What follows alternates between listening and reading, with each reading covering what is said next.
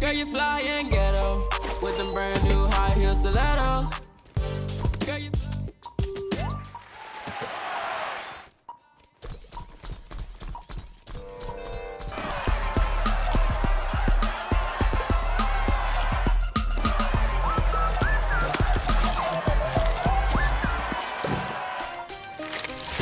oh yeah, you gotta get swift.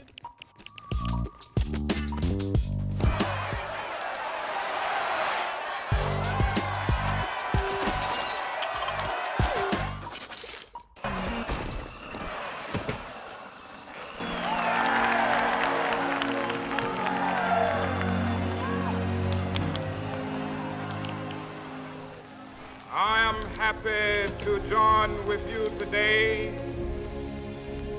in what will go down in history as the greatest demonstration for freedom in the history of our nation.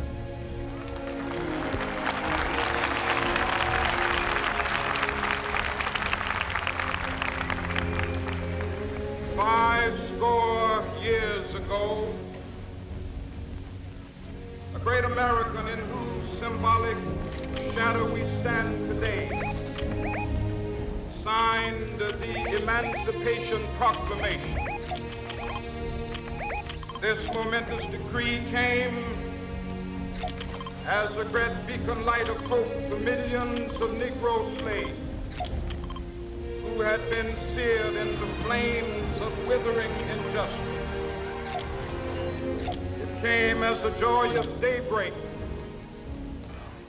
to end the long night of their captivity. But 100 years later, the Negro still is not free. 100 years later, the life of the Negro is still sadly crippled by the manacles of segregation and the chains of discrimination. 100 years later, the Negro lives on a lonely island of poverty in the midst of a vast ocean of material prosperity. 100 years later,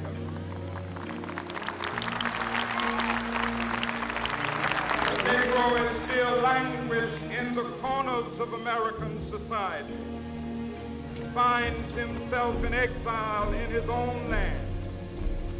So we've come here today to dramatize a shameful condition. In a sense, we've come to our nation's capital to cash a check.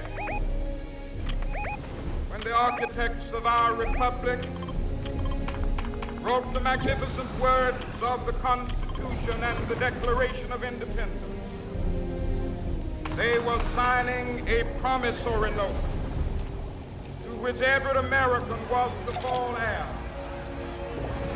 This note was a promise that all men, yes, black men as well as white men, would be guaranteed the unalienable rights of life, liberty, and the pursuit of happiness.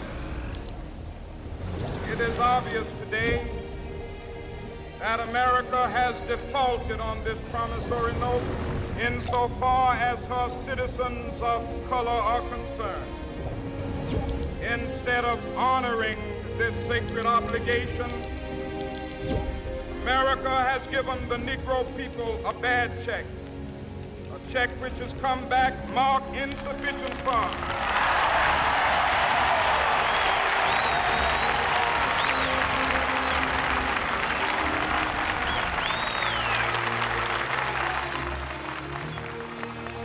But we refuse to believe that the Bank of Justice is bankrupt. We refuse to believe that there are insufficient funds in the great vaults of opportunity of this nation. So we've come to cash this check, a check that will give us upon demand the riches of freedom and the security of justice.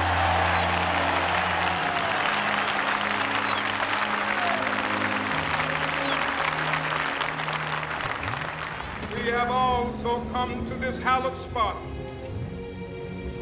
to remind America of the fierce urgency of now.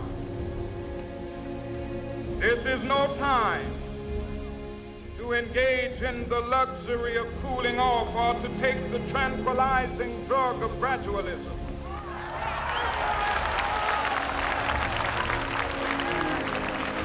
Now is the time to make real the promises of democracy. Now is the time to rise from the dark and desolate valley of segregation to the sunlit path of racial justice. Now is the time to lift our nation from the quicksands of racial injustice to the solid rock of brotherhood. Now is the time to make justice a reality for all of God's children.